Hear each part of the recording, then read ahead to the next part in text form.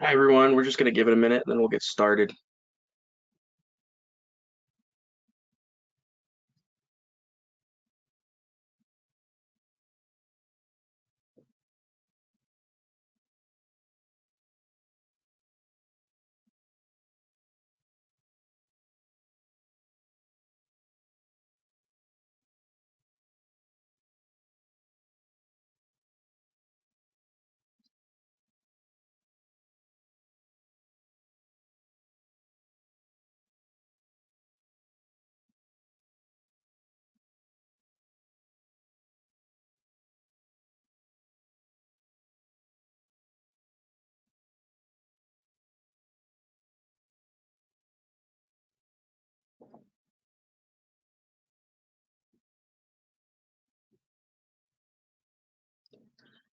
Hello, everyone. Thank you so much for being here. On behalf of the Environmental Finance Center Network, welcome to today's webinar on wellhead protection concepts and practices.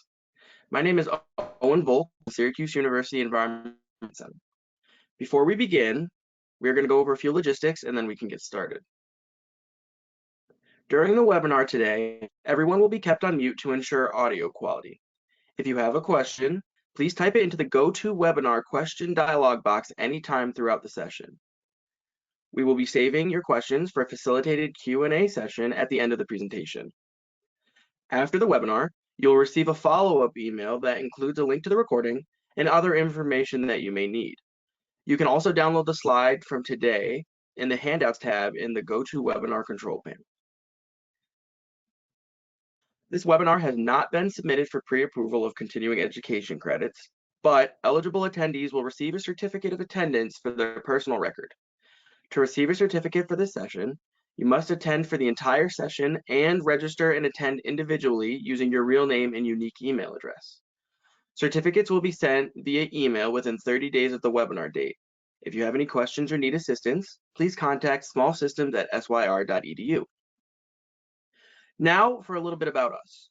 The Environmental Finance Center Network provides training and technical assistance to small water and wastewater systems in all U.S. states and territories through our building technical, managerial, and financial capacity programs. If your community or utility needs assistance with drinking water or wastewater system management, please feel free to contact us through our request form, which I will be sharing shortly in the chat. One of the many ways EFCN can support your community or utility is through our free funding application support. Struggling with an infrastructure funding application? Falling short on project funding? Not sure where to start? EFCN is here to help. Submit a request through the link in the chat to receive tailored support based on your project needs. And on that note, we can get started. I would like to introduce our presenter for today, Gregory Pearson, Water and Wastewater Trainer at the Great Lakes Environmental Infrastructure Center. Welcome, Gregory. I will go ahead and hand it over to you. Thank you, Owen, and welcome everyone.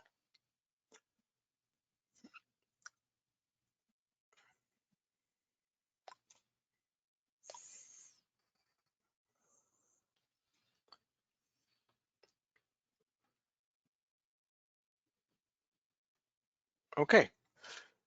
We're going to be covering wellhead protection. I've titled this session Wellhead Protection Concepts and Practices.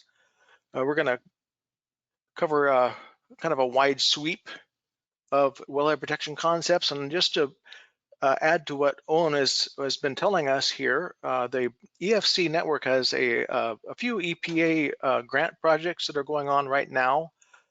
And this, the scope of the project covers the entire United States and its territories. And if you want to know more about the environmental finance centers, what they are, there's a link that I've shared on this slide from EPA. And also, if you want to connect with all the expertise, nationwide expertise in the EFC network, you can go to efcnetwork.org, and all the help that's provided, whether it's technical assistance or help with funding like Owen was telling us about, or to attend educational seminars like this, it's all no cost because it's covered with EPA grant project funds. And I'm coming to you from the Great Lakes Environmental Infrastructure Center, which is one of the EFCs. and it serves primarily Region 5. It's a 6-state region with also 35 tribal systems, tribal communities. And our main goal is to provide training and technical assistance and research to help utilities increase their TMF capacity, which stands for technical, managerial, and financial capacity.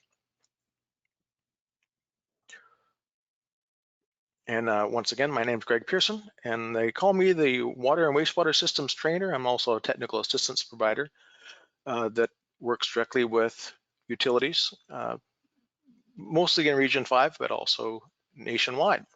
And today we're going to cover 5 topics. We're going to start with some source water protection concepts. We'll look at wellhead protection planning steps. We'll get into some hydrogeology. I'm not a hydrogeologist, so it's going to be basic. But we're going to explore some concepts that I think you'll find enlightening and possibly useful. We'll look at well construction. And then finally, where do we go from here? Where do we begin to develop a wellhead protection plan, and what are the next steps? And I want to encourage you to share your expertise. Like I said, I'm not an expert on hydrogeology, but I'm also not an expert on probably any of these topics compared to some of you that are on the line who have more expertise in these areas. So share your expertise. Ask questions, and don't be afraid to network with other attendees in the chat as well. Make sure you have a calculator ready. I'm going to be sharing some math with you, and there's going to be a couple of the polls that are math problems, and you'll want to work through those. They're not extremely difficult, but you'll want to work through those. And in the resources handouts tab, there's also a reference sheet that has guidance documents, some templates, and some scientific studies if you want to get more in depth with this topic. Wellhead protection is a pretty complex topic when you get into the hydrogeology of it. It's not something that we could cover in a 1-hour webinar or even in a 1-semester college class. And also remember, the main resource here that we're sharing today is also access to the entire nationwide EFC network. The basic steps of a wellhead protection plan is forming a committee of people that have different types of expertise and knowledge about the community and its wells and contaminant sources, potential contaminant sources. The next step is we want to delineate the wellhead protection area, which is basically the recharge area of the well. What physical portions of the land surface do we need to protect the wellhead, the groundwater underneath that wellhead? And then inventory all potential contamination sources and assess them. And then finally, managing the wellhead protection area to protect it and to mitigate. There's a good quote from the Wisconsin Department of Natural Resources that says, it's important to take advantage of the knowledge and expertise that exists within your community to design a plan that will best meet the needs of your community. That might mean working with planning department people, engineers, industrial users, people that might have knowledge and ideas within the community. In general, the source water protection concept is based on the multiple barrier approach.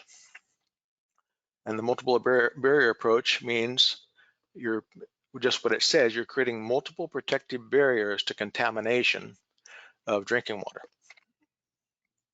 So source protection is the first barrier, protecting the source from contamination. And then there's other barriers: treatment, disinfection, water quality testing, sanitary surveys, backflow prevention, and there's more than just that. But basically, we're trying to make a barrier between the potential for contamination with pathogens or pollutants and drinking water. And wellhead protection, it involves identifying and analyzing the threats to your groundwater. And the things that you can do once you understand those threats is you might develop ordinances for land use, having sanitary construction procedures for wells and maintenance practices. Now, the EPA has kind of an updated model for the steps for a wellhead protection plan, and it starts with delineating, which means defining the area that you need to protect, the area that contributes to the recharge of the well, inventorying potential sources of contamination within that delineated area. Determining susceptibility means analyzing the risk of each contaminant source, of it actually polluting the water and causing some sort of damage. Engaging the public with public education about potential contamination threat. Having an action plan to mitigate risks and recover. Initiating protective actions to protect the aquifer. And finally, a system of evaluating the wellhead protection plan. I would recommend it would be a good idea to review their wellhead protection plan annually, but primacy agencies will usually have some sort of period where you're required to update your wellhead protection plan. It might be every 3 years or every 5 years. So you'll review it and see, is there any new contaminants sources that have developed? Do we have better information that we need to revise this? Or is it working well? In a well, there's different points where we can have contamination enter right at the well. This would be the first place to secure before we even start delineating the area of recharge. So the normal flow from the aquifer into the well is where we have groundwater entering the screen at somewhere at the bottom, near the bottom of the well casing. Now, it can also flow. Contamination could flow into a unprotected casing if we don't have it sealed with a sanitary seal. Contamination could also flow through a crack or hole in the casing into the water. And you might be wanting to protect lower quality water from a higher aquifer from getting in to the well. So there might be some type of confining layer, but you don't want a lower quality water from being able to enter into your well. Contamination could also flow down through the annular space, which is the space between the borehole and the casing. So that could flow from the top in the form of flood water or through a crack in the casing, or down through that space between the casing and the borehole. So just for example, to use flooding as an example, the items that could protect against contamination from a flood event would be a sanitary seal at the top, a grout seal by putting grout along the sides of the casing, and also just the fact of extending the casing above the ground so that it's above the ground level. So if a flood came along, hopefully the top of your casing would be above that flood level. Here's what a sanitary seal might look like, and its purpose is to provide an airtight seal at the top of the casing to prevent contaminants from entering. And that's also a danger with an abandoned well. An abandoned well that has a deteriorated sanitary seal can be a direct path for contamination to flow directly into the groundwater. And you see there's some holes in that sanitary seal to allow the piping. Here's an example of on the left, a submersible well installation. You see the sanitary seal at the top, and there's some fittings coming out the top of that well. First of all, there's the outlet piping that fits tightly into that sanitary seal. Then there's a screened vent. The vent allows air to come in when the water in the casing draws down. And when the water refills the casing, air needs to come out. But you need to have a screen there so that dust and insects and things of that nature aren't able to get into the well. And then we have the electrical connection, and this particular sanitary seal is designed for all those fittings. On the right side is a pitless adapter well where the water outlet connections are underground. A grout seal that seals the annular space is what it looks like here. It seals that space between the borehole and the casing, and that also prevents intrusion of flood waters and contamination from lower quality shallow groundwater from entering into the well by following down that annular space.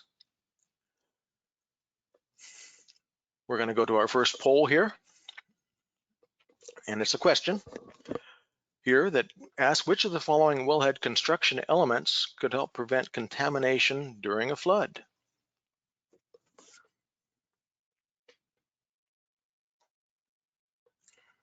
Okay, launch the first poll.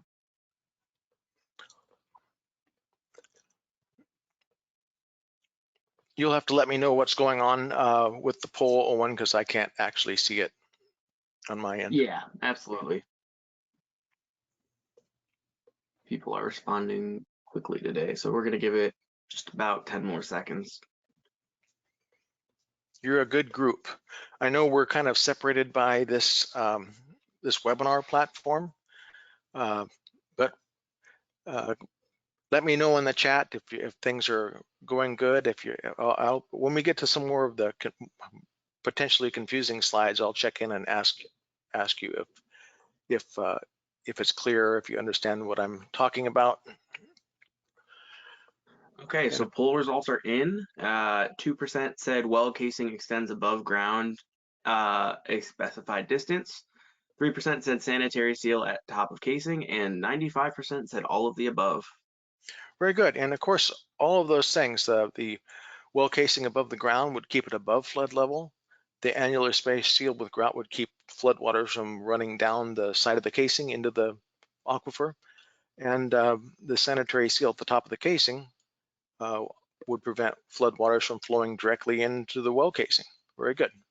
So every answer was right, and especially D.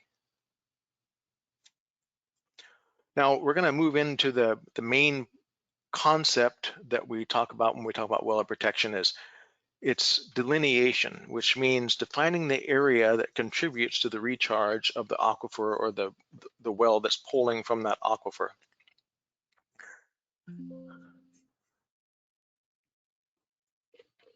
So when we define the area, it allows us to analyze the area and look at, is there potential contamination sites within that area?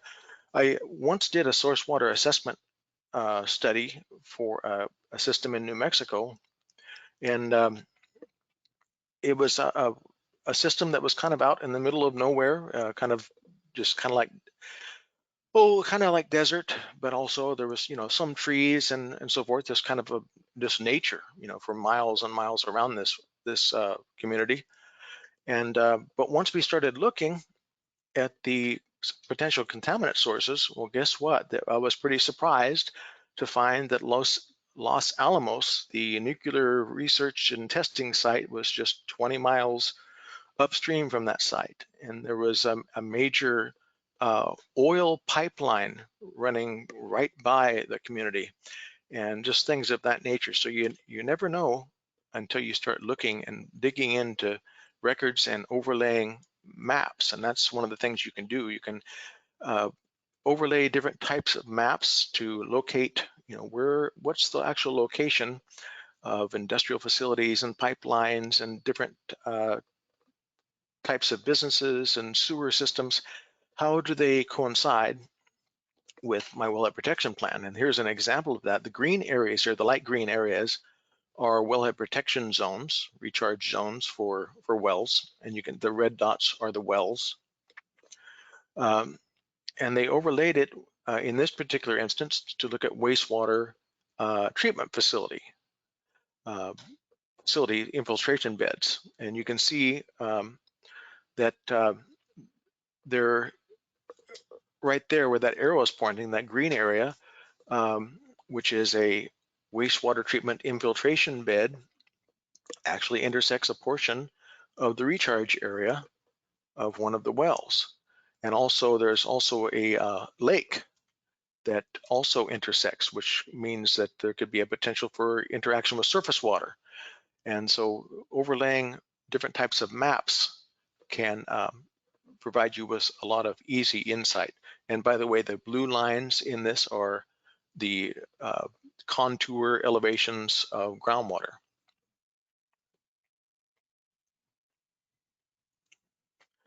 So I'm going to go through a couple different ideas with delineation here, what it involves, and we'll look at a fixed radius example. And we'll look at a calculated radius example, and then we're going to look at some hydrogeologic concepts that engineers might use to study the aquifer recharge area for a well. So the simplest form is a pre-prescribed radius. In this example, we can talk about what if we just were required to have a 1,200-foot radius around a well. And we would just go to the map and draw a circle around it. Then we would start looking inside that circle to see what kind of contamination might be, sources might be within that well that we need to pay attention to and manage. Now you notice that oval shape that's kind of superimposed on that circle. We have a nice round circle. That oval shape is more of a real life area of influence or a recharge for a well, because groundwater has a certain direction, and the nice perfect circle with a constant radius may not exactly show us the recharge area. And what we're looking for is to have at least our delineation should go out to at least a 5-year time travel. In other words, at the outer part of the perimeter of the circumference of the circle, that represents water that would take 5 years to travel to the well. And we might have inner circles that show 1 year of travel, 2 years of travel, something like that. Some jurisdictions may require you to go out to 10 years. Now, the problems here, there's the radius of this circle here, are first of all, the circle, because groundwater has a direction and flow, there may be parts of the recharge area that aren't fully accounted for with that circle. And there may be contaminants that fall within our circle that aren't necessarily a problem. You see that dark green blotch that I placed there. I'm saying that represents a contaminant source, and it probably actually wouldn't affect our well in this situation if that oval shape is the actual recharge area. But we would need to be planning for that contamination site if we use this circle. So that's kind of like the two pitfalls. This method, though, could work well in aquifers that are well known and are fairly homogeneous and stable. If we do an actual hydrogeologic study, it involves going out and pumping the well at a constant rate for a pretty long period of time. They pump the rate at a rate that's constant for up from 24 hours up to even several weeks. The well is just running continuously, and that the aquifer draws down, and engineers can determine how fast water is flowing through the aquifer, and they can look at other wells downstream and see how the pumping is affecting the water level in faraway wells and nearby wells, and these other wells could be other municipal wells, other private wells, or just monitoring wells that are drilled in, so that we can see how pumping this municipal well affects the aquifer itself. And I mentioned looking at how it affects these wells. Part of that is looking at the hydraulic gradients. A hydraulic gradient can give you a clue how the direction that water is flowing underground. And for a unconfined aquifer, you're measuring the water level in different wells and comparing the heights. And basically, it's a rise over run calculation. In these two wells, one is at 10 meters from the top, from the surface, and the other is 20 meters from the surface. And if we do a rise over run equation, we see there's a 10-meter difference in heights, and the distance between the wells is 100 meters. So 10 divided by 100 would give us a hydraulic gradient of 0.1 meter per meter. And there's our hydraulic gradient. In a confined well, we might be looking at the pressure or the head in each of the wells. This shape might not actually occur in the physical surface, but it would be shown in the wells because the water would be pushing up through the well casing. Now, when you want to conduct a actual study of the hydraulic grade, you want to know the slope and the direction, and you would need at least 3 wells for that. Another example here is when you can't calculate the hydraulic grade, and that would be a situation here where you have a well that is drilled into 2 different aquifers. Obviously, it wouldn't make sense to calculate the hydraulic grade if one aquifer is in the above unconfined aquifer and the other aquifer is in a deeper confined aquifer. Now here's an example of calculating the hydraulic gradient with 3 wells.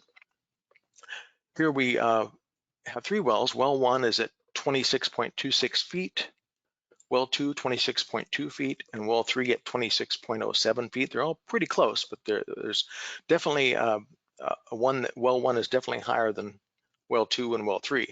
So how we do this, we identify the well that has the intermediate water level, and that's well 2. It's at 26.2 feet. And then what we do is we find out where that 26.2 elevation would fall on the line between well 1 and well 3. And we could do that by just dividing that 26.26 and minus 26.07 and find out what the units are there. Or you could do it graphically on graph paper.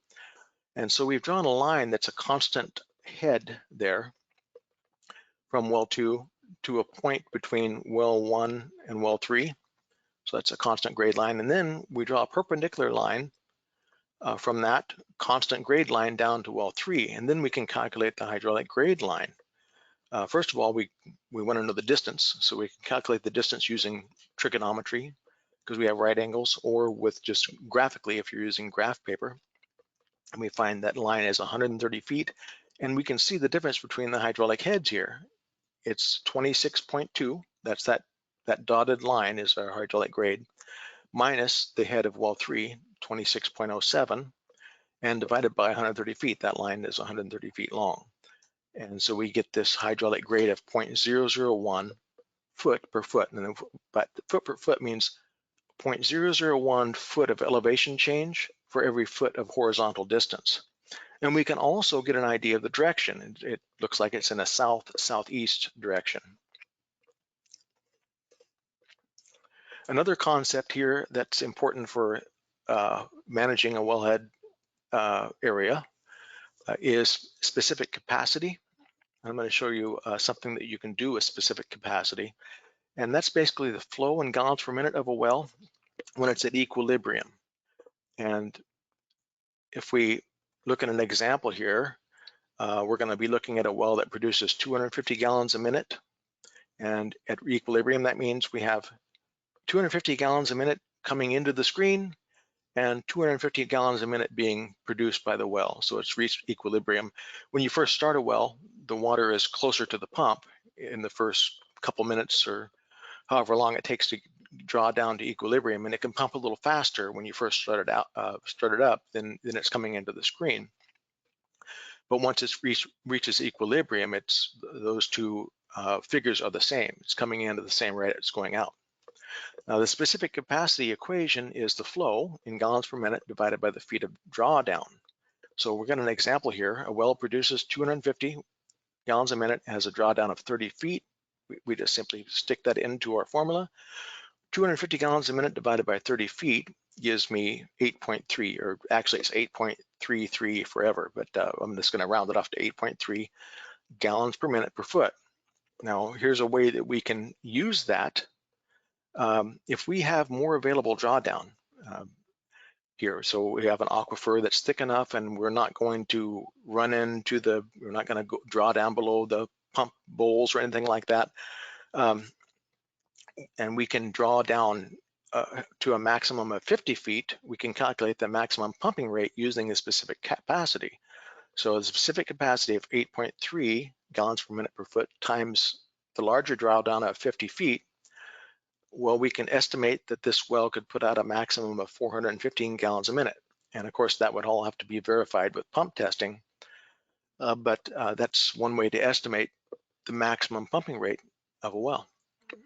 When a well pumps, it draws down in a conical shape called the cone of depression, and the points where the cone of depression meets the original surface of the water before pumping, or the static water level, is called the zone of influence. So it looks like a circle on the land surface, basically, and there's a radius, or the radius of influence, and you can see that also in the plan view there. And those two little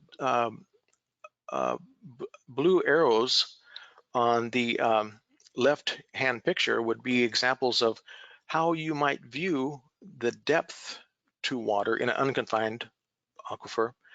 If you had other wells or monitoring wells, you would see that, okay, in this first monitoring well, the depth is closer to the well. It's not as deep as in the pumping well, but it's deeper than that monitoring well to the left. And so you can actually measure this cone of depression in a pumping well. When water actually flows in a aquifer, it changes that circle to more of an oval shape, because you have a greater amount of contribution to the well upstream of the well if it's flowing in a certain direction. So you see that on the left-hand side, the zone of contribution, that is the groundwater that's flowing toward that well. And so you're going to have, if the water is flowing from the left, that water is going to have a much greater contribution to the well than the water in the aquifer to the right. So you could think of it as the intersection of the groundwater flow and the area of influence to determine the recharge area. And there's our zone of influence, kind of sitting in the end of that recharge zone. And we have poll 2 coming up. I didn't warn you, like I said I was going to warn you on, but poll 2 is, I'm going to give you a chance to calculate the max pumping rate given an available drawdown for a well of 40 feet. And we're going to calculate the specific capacity from the information we have here. The groundwater well has a pumping rate of 200 gallons per minute with a drawdown of 10 feet at equilibrium. So we should be able to take that information, calculate the specific yield, and then use that to estimate the max pumping rate of the well.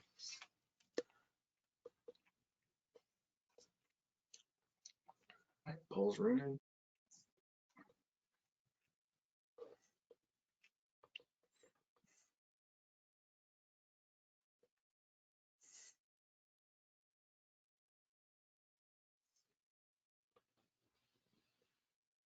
I'll let this one run a little longer just because responses are coming in as fast. Give it another 10 seconds.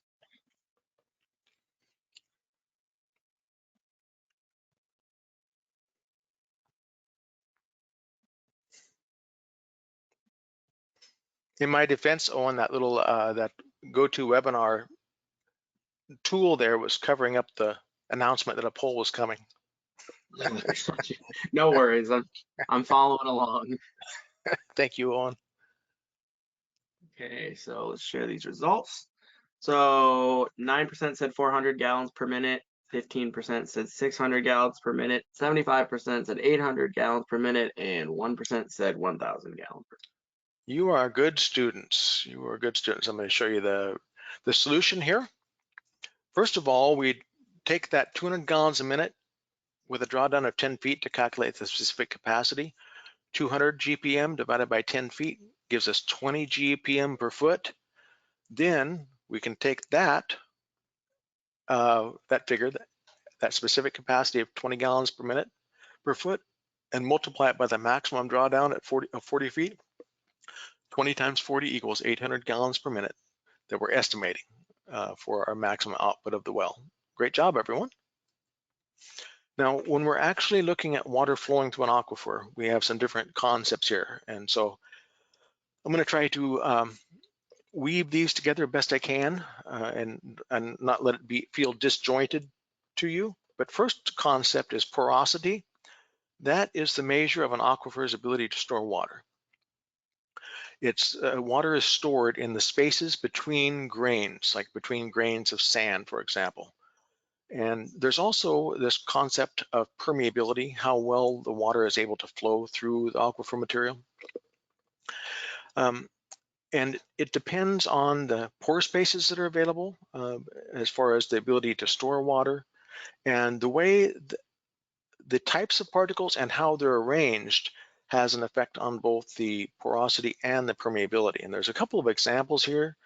For example, if you have very uniformity helps flow, but sand also has pretty good porosity. Uniform sand or gravel porosity of between 25 all the way up to 50%, and pretty high permeability. So that's an ideal material to put your screen at so the water can flow into the well screen.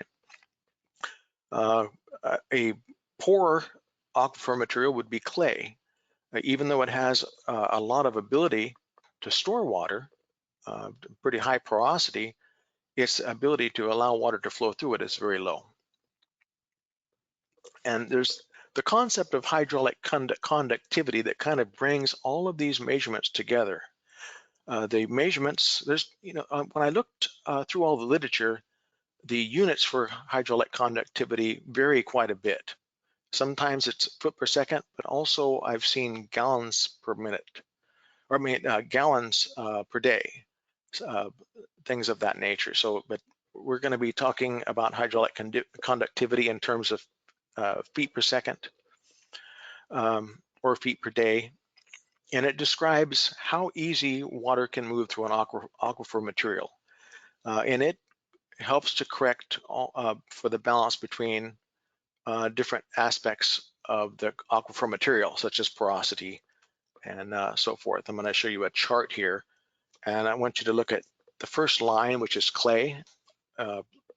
Pretty good porosity, ability to store water, but it can only yield about 2% of that water. The other 48% gets locked inside because of surface tension and just being trapped by the shapes inside that clay. Whereas sand, it doesn't have as much, in this chart anyway, as much ability to store water as clay, but 22% of that can be pumped. It can flow through, and only 3% gets stuck inside. So the hydraulic conductivity,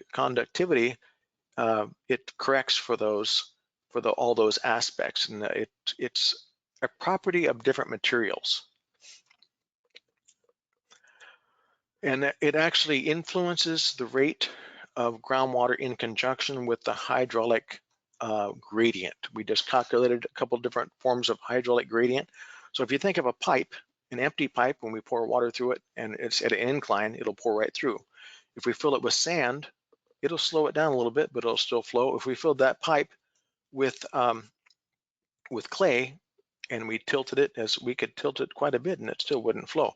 But the hydraulic grade plus hydraulic conductivity determines the speed of water through a material.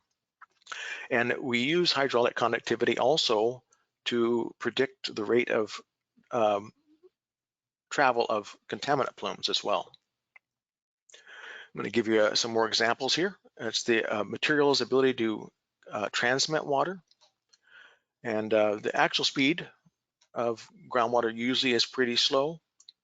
And a lot of times these properties will be determined by taking samples of the material from the well log. The well log is the material that you're drilling at a certain depth, like between 10 feet and 30 feet, it's clay, and between 30 feet and 50 feet, it's gravel. And so that would be an example of a well log.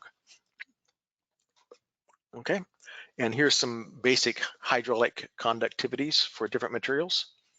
And I'll give you an example of a couple of these. Here's coarse sand. The maximum rate would be 6 times 10 to the negative third. That's scientific notation for 0.006 meters per second. And that would, if we times that by 60 seconds in a minute and times 440 minutes in a day, we'd find that that something like a contaminant plume could travel 518.4 meters in a day through sand, or about a third of a mile in a day. And if we look at something like clay, 4.7 times 10 to the negative ninth, that would only travel about 1/64th of an inch in a day. So a huge difference in the hydraulic conductivity of these different materials. And there's a relationship between, direct relationship between hydraulic conductivity and the hydraulic gradient. And so these are proportional. So the velocity is basically the hydraulic conductivity times the hydraulic gradient. And this is an experimental apparatus, and I have included the groundwater project citation at the bottom of the slide that you can hopefully copy and paste or type in. And basically what this is showing, the water is trying to flow through the sand or whatever material you put in the apparatus. And that flow through that sand is restricted to the level of the hydraulic conductivity. And then the pressure here, the hydraulic grade, the pressure between like the simulated well 1 and well 2 forms a hydraulic grade line, where we have the head difference and the horizontal distance, just like we calculated before. And so you can actually determine the rate of flow through different materials with an experimental apparatus like this, or at least estimated. I'm going to show you how to calculate a wellhead protection area radius here. It's a useful equation here. And you notice the R is the radius that we're going to calculate. And there's some different variables here. It looks kind of like an intimidating equation, but it's actually kind of simple. The Q is the amount of gallons that are pumped from a well in a year. The T is how many years. N is the porosity. If it's 20% porosity, for example, we're going to use 0.2. The H is the length of the well screen. And the FS just simply means safety factor. And of course, we have pi and 7.48 gallons per cubic foot. And it seems like a funny equation, but I'm going to show you how it works. And this type of an approach to developing a delineation, a circular delineation around your well would work well if you have a fairly homogeneous and porous aquifer and you don't have a whole lot of groundwater velocity. And it wouldn't be very useful if you had a very complex aquifer with a lot of differences in porosity and permeability and groundwater velocities. I'm going to show you an example how we can calculate this. Here's an example. In this example, our flow for an entire year for a well was 20,500,000 gallons. And we're going to use a time of travel of 2 years. So we're going to create a circle, a radius that creates a circle on our map that represents a 2-year time of travel from the outside of the circle to the well.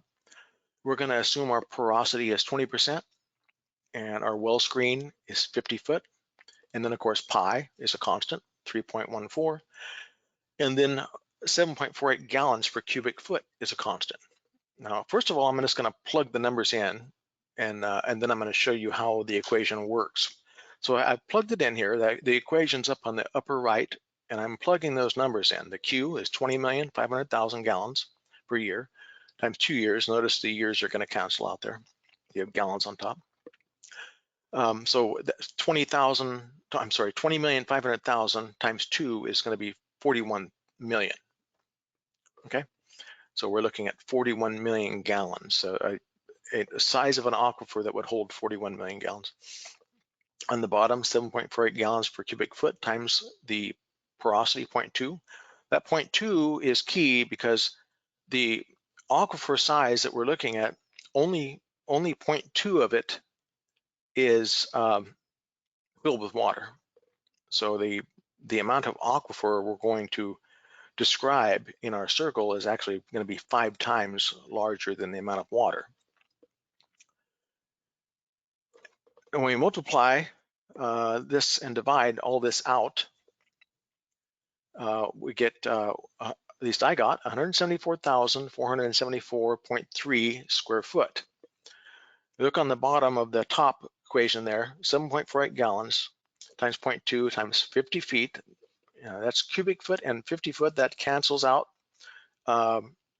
one of the feet, leaving us just square foot, and then pi. And so when I multiply and divide, I get 174,474.3. Then I take the square root of it. The foot squared becomes foot, and the 174,474 becomes 417.7 feet. So that's our radius. Now I'm going to show you what we actually calculated here. What we actually calculated is a cylinder in the aquifer. It's basically a disc, and the height of this disc is the height of the screen. Okay, and the radius of that disc is the R that we calculated.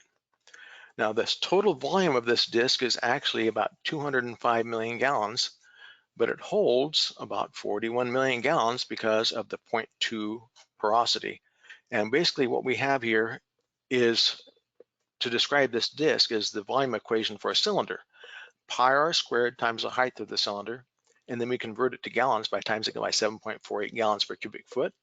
And this equation that we've been working on, the calculated radius equation, we basically took that formula and we worked backwards by dividing out the 7.48. We divided out the height, we divided out pi, and we were left with just radius squared. Then we took the square root of it.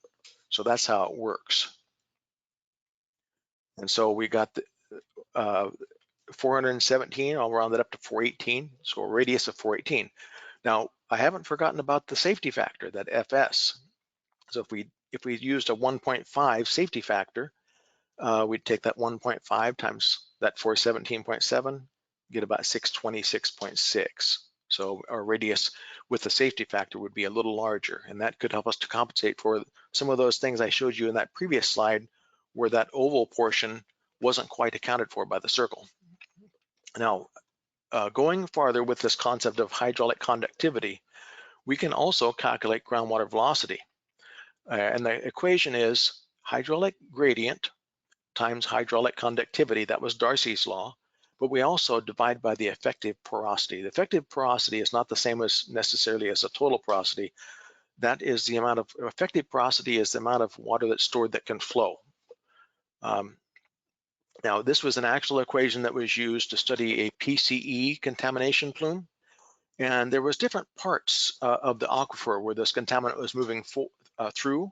So you might have several layers in the aquifer, and we're just looking at the bedrock portion. So this is not the total answer, but I'm going to show you one aspect how we could calculate it for bedrock. And this PCE, by the way, is tetrachloroethylene. That's a chemical solvent. It's been used as a degreaser, and there's a big plume in Michigan, actually, a PCE. So let's look at bedrock. We see that we have a hydraulic conductivity in feet per day, of 0.9.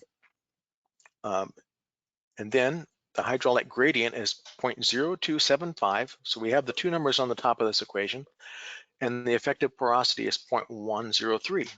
We can just simply plug those numbers in.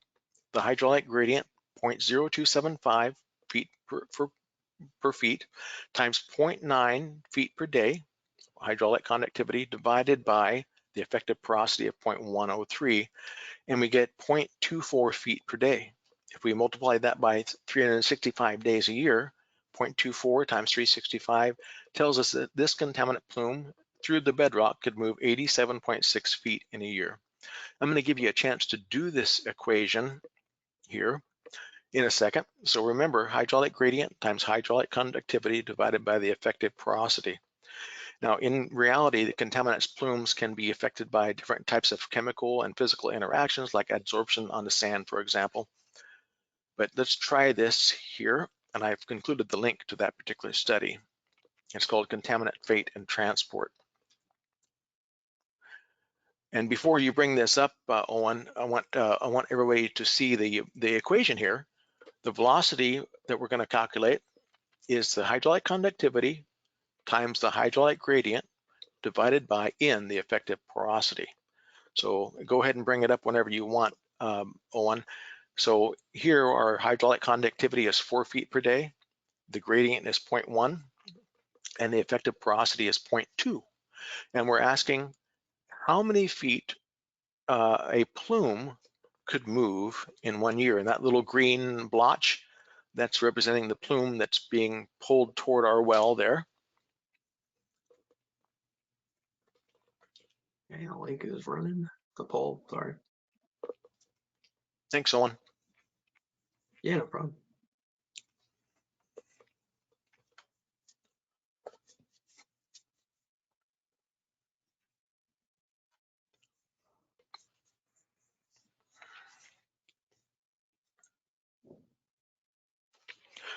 In your references, by the way, I've included a book in there about wells and groundwater, and I included the. I did find a PDF link to the actual book, but there's an Amazon link that I shared where you could actually buy the book. It's like a 700-page book. Hydrology is very complex, but it actually gives you practical applications to do calculations like this and delineate and test wells. Go ahead, Owen, whenever you're ready. Yeah, of course. Okay. So for the results, 5% said 146 feet, 19% said 292 feet, 72% said 730 feet, and 4% said 1,460 feet. Okay, let's look at the solution here. We're basically just going to plug in our numbers. The hydraulic conductivity K, 4 feet per day, times the slope, hydraulic gradient of 0.1. 4 times 0.1 is 0.4 on the top, and our effective porosity is 0.2 on the bottom. 0.4 divided by 0.2 gives us 2 feet per day. And if we multiply 2 feet by 365 days in a year, we get that plume could move 730 feet in a year. And if we have a wellhead protection radius that's 1,500, that means that contaminant plume could get to that well in about 2 years, or a little over 2 years. The determination of groundwater flow can be kind of complex. Here's a situation where we have natural conditions where water is in groundwater is naturally flowing toward a stream, flowing from the left to the right. But once we turn on a well that might be near enough to that stream, the groundwater direction reverses, and we could actually end up pulling in surface water, and our well becomes a groundwater under the influence type of well. And we don't know what kind of contaminants could be upstream of that stream, so it makes a very complex situation. Another situation that can happen, we have a pollutant on the left there, and when under normal conditions, the groundwater flows from the right to the left. So that pollutant is downstream of the well. And of course, this is not to scale. Everything's scrunched up so it fits on the screen. But when we start pumping, that groundwater direction reverses, and now the pollutant becomes upstream part of the recharge of that well. So these are just general things to think about, how pumping might affect the direction of the groundwater next to surface water sources and in the vicinity of potential pollutants. Also, the recharge area for a well, especially with confined or complex aquifers, can be kind of crazy. You look at well 26 on the top of the screen, that has a fairly normal recharge area. But well 11 is recharged by all those little green spots. How is that possible? And there's some reading associated with this that you can get from this slide. It's estimating areas contributing recharge to wells, lessons from previous studies. That's from the USGS, US Geological Survey, and I've included the link on this slide. But when we look at the actual cross-section of this particular wellhead recharge area, here's the well 11. We see that there's a confining layer, but that underground aquifer actually makes it to the surface there in a couple places that allows recharge from the surface. And so what looks pretty complex from a top view or plan view, it becomes clear in a cross-sectional view here why that is happening. So that would be something to pay attention to as well. And you can actually map the permeability or the recharge areas on a map. This was done in Cadillac, Michigan, to look at the higher recharge, like the red dots are higher levels of recharge to that well, and the darker purple dots, sorry, are areas of lower recharge, and that could have implications on how vulnerable your well is to certain contamination sites as well. And so that's another thing we want to do. We want to overlay our map and look at all the potential contamination sites within our wellhead protection area, record them in a database or spreadsheet, indicate them on a map, and analyze the risk. And we want to be able to determine any kind of preventative mitigation, like some kind of a containment for chemical storage areas. Also, we might want to install monitoring wells in around either known contaminant plumes or between a plume and your well to know when it's making its way toward the well, so we can get an early warning. And then we want to do a susceptibility analysis.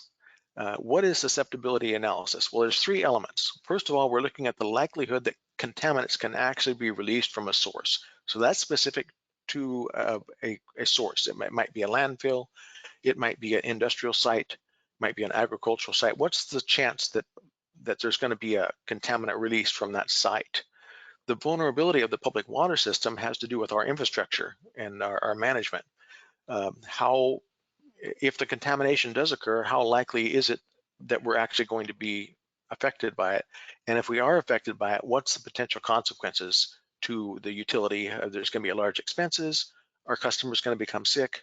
That kind of thing. So we could assign numerical factors to each one of these and analyze the overall risk of each contaminant source. And so we're going to do a poll here, and it's going to be based on this slide. Poll 4, and it asks, a meat processing plant is near a municipal well that is at a lower elevation than the plant. Which of the following would be considered a vulnerability?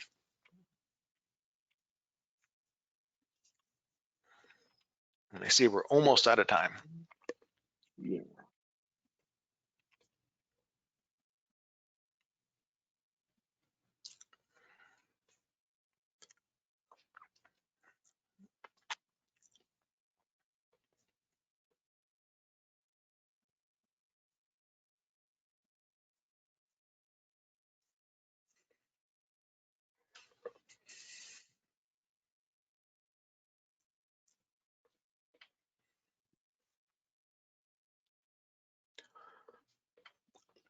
I hope that you all are enjoying the presentation today. I know we're kind of moving fast. I apologize for that. These 1 hour webinars, I always try to pack them with too much information.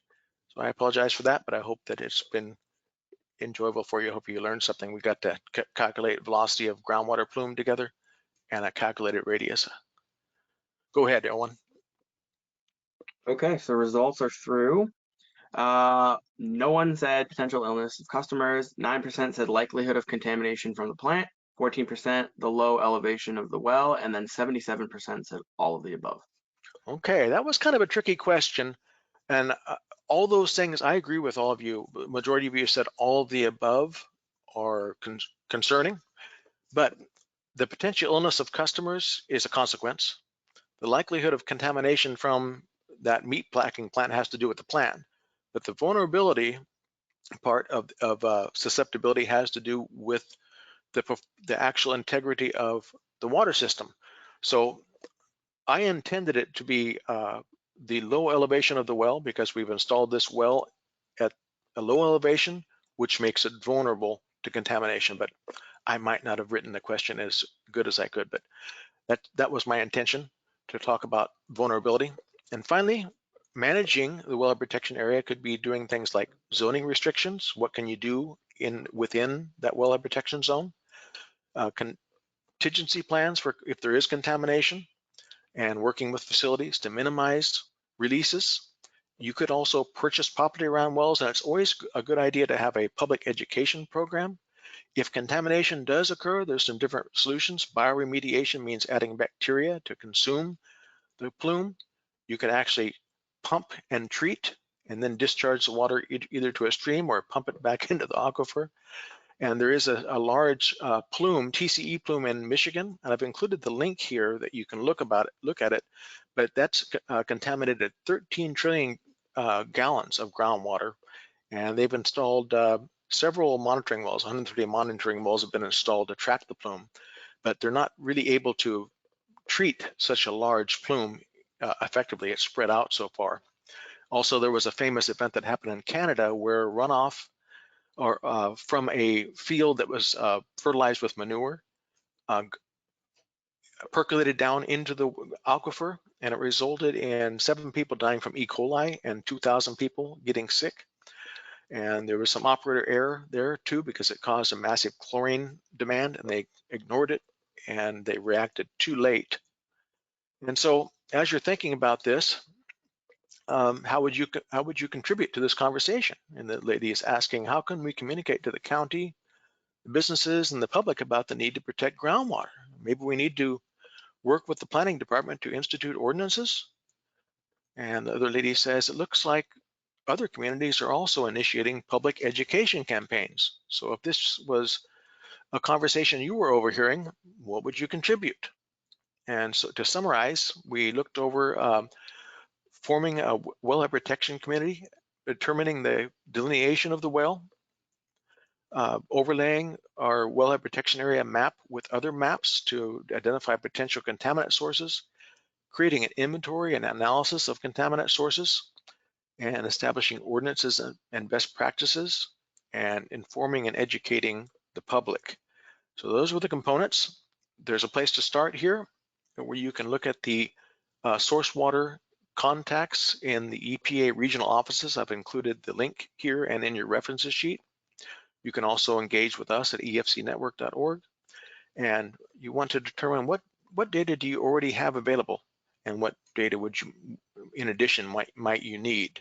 I hope you enjoyed the training today. If you'd like to share something that you enjoyed learning about, you're welcome to do that. We're open for questions now, and I'm including some links on the top if you want to visit one of our sites or send me an email directly. I'd be happy to respond to your email.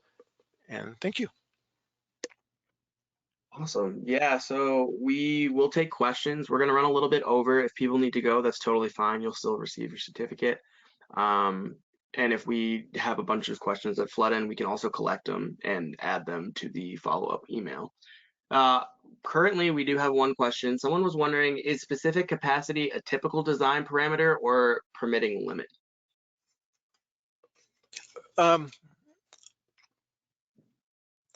The specific capacity would be a component of design.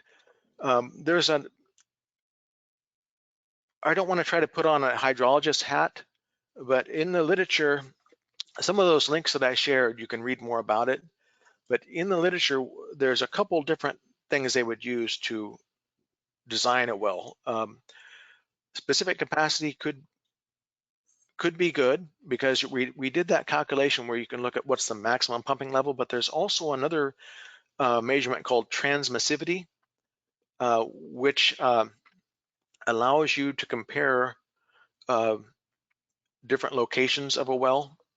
The higher transmissivity, if there was two or three locations for a well that were being considered, they might use that instead of trying to, because you really couldn't get a I think it would be very difficult to get an idea of specific capacity unless you actually installed a well and pumped it.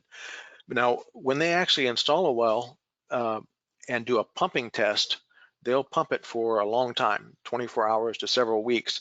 And what they can calculate from that is they can calculate how well water travels through the aquifer, and they can get an idea of the specific yield, not the specific capacity, the specific yield, which tells you what percent of the water you can actually pump out of it. What's going to be your yield.